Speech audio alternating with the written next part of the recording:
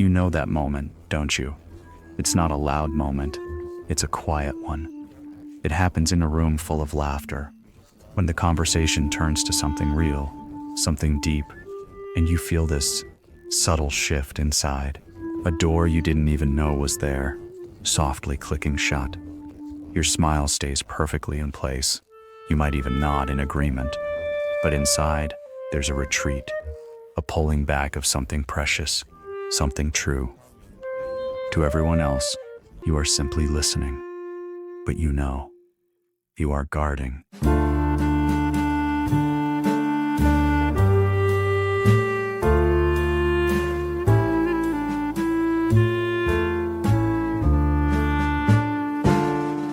You are holding a universe of thoughts and feelings that no one else gets to see. And if you're honest, it can feel achingly lonely in that universe, even though you built it yourself, brick by careful brick. This isn't just being shy. This is the psychology of the person who struggles to open up. And if you are that person, this is for you. Let's paint a very ordinary picture. It's the end of a long day. You're home. The world is finally quiet.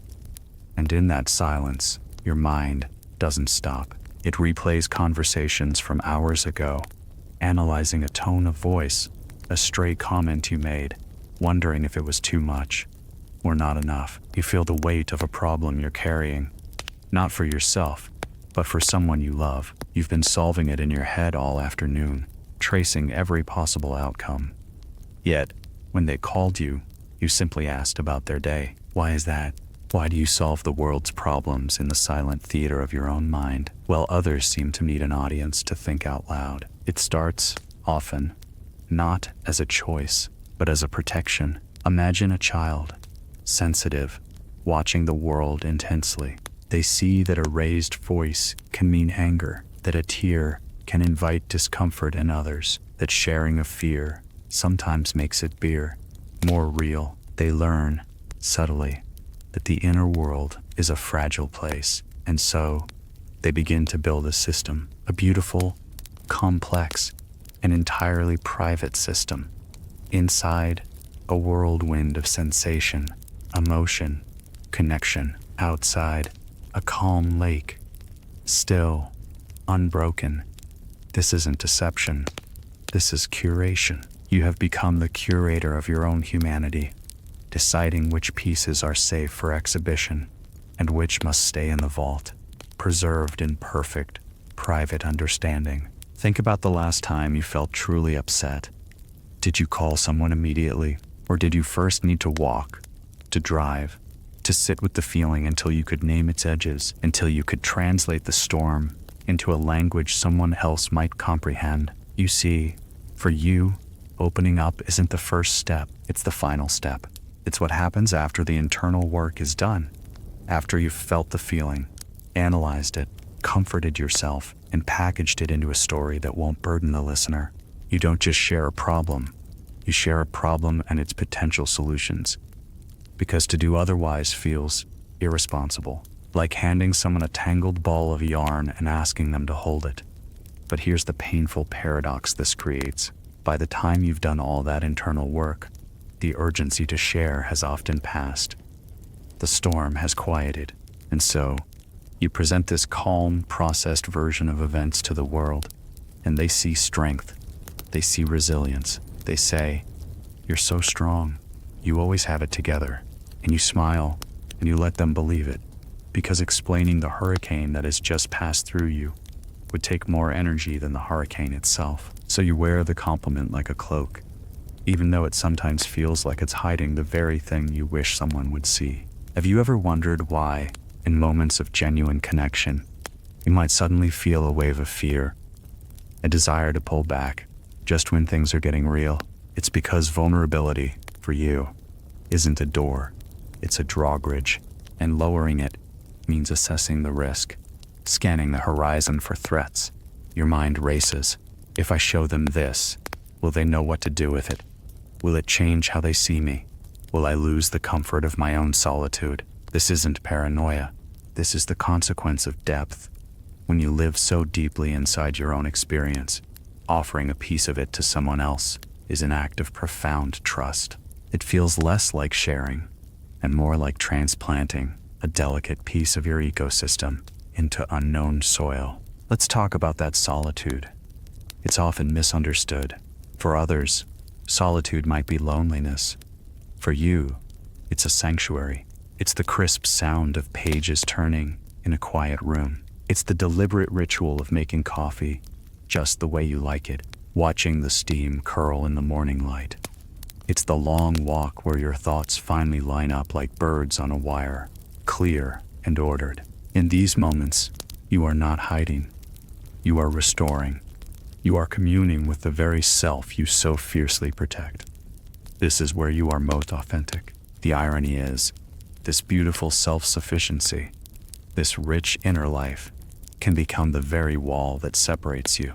You become so good at being your own companion that inviting another in can feel like an intrusion on something sacred. But let's be clear, this is not a flaw.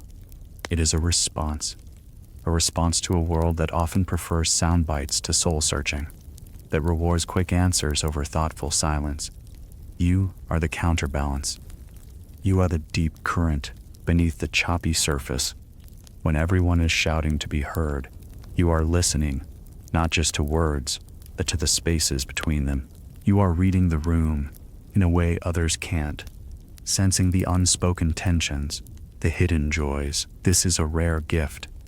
But gifts come with weight, the weight of feeling different, the weight of knowing things you wish you didn't, the weight of caring so deeply, it sometimes feels easier to just turn down the volume on it all. Remember this, you are strong, you are rare, you are enough. Just as you are. Consider a simple scenario. A friend is telling you about their heartbreak. You listen, utterly absorbed. You feel their pain in your own chest. You offer the perfect, gentle words. They leave feeling lighter, seen, comforted. And you sit back down, and a profound exhaustion washes over you. Not just tiredness, but a soul-deep drain. Because you didn't just listen, you absorbed. You traveled into their emotional world and carried a piece of it back with you. Now you will process that for them, too, in the quiet of your own mind. This immense capacity for empathy is the engine of your closed nature.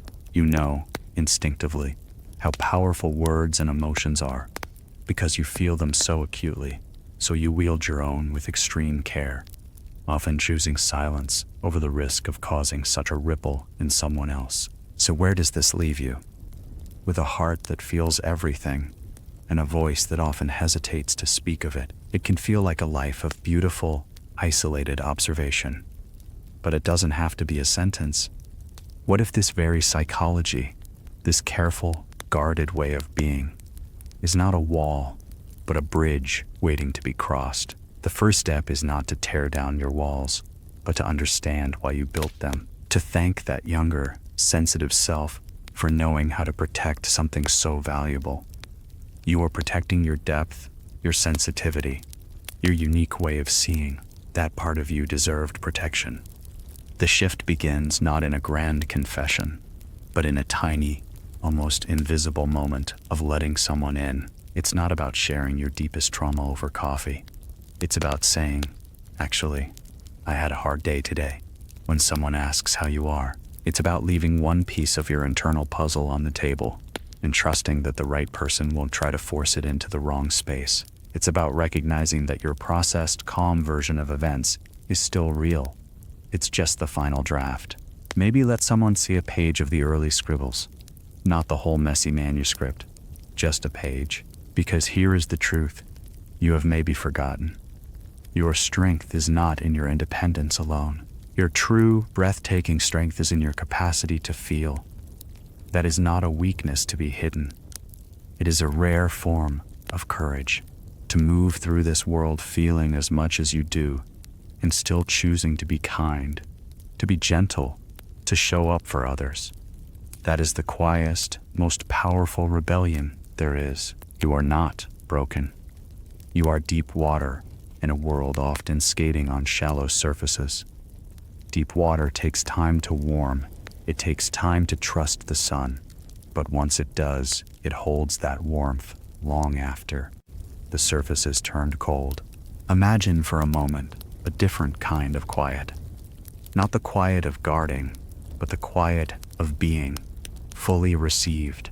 Imagine sharing one small, unprocessed thing, a silly worry, an irrational joy, and having it met not with solutions or judgment, but with the simple, reflected warmth of understanding. That space exists. It is built one tiny, brave moment of truth at a time. You don't need to open the vault. Just open a window. Let a little light and the right kind of air stream in. You built your inner world to be a sanctuary, and it is, but even the most beautiful temples have gates. And sometimes, the most sacred act is to allow a pilgrim entry, someone who will take off their shoes, sit in the quiet with you, and appreciate the architecture of your soul without needing to redecorate. They are out there. The listeners, the watchers, the ones who speak in the same slow, sincere language that you do. So tonight, or tomorrow, in one small way, practice a new kind of strength, the strength of a slight unclenching, a shared sigh, an unfinished sentence that says, "I'm still figuring that out." You will find that the world does not end. The drawbridge, once lowered for a worthy traveler, can become a pathway. Your depth does not have to be a solitary pool. It can be a will from which others, the right others, can drink and be nourished. You are strong. You are rare. You are enough. Your quiet is not empty. It is full. It is full of everything you have ever felt, observed, and loved. And that fullness is a gift, first to yourself, and then, in slivers and fragments, in your own time, in your own way. Perhaps it becomes a gift to a world that is desperate for exactly what you have, the courage to feel deeply, and the wisdom to handle such a gift with care. If this quiet truth found a home in you today, perhaps pass it on. Share this with someone else who speaks your silent language, or simply just let it sit with you. You are not alone in your aloneness, and in that knowing, there is a connection that transcends words, a silent nod across the void between all of us who feel the weight and the wonder of our own inner worlds.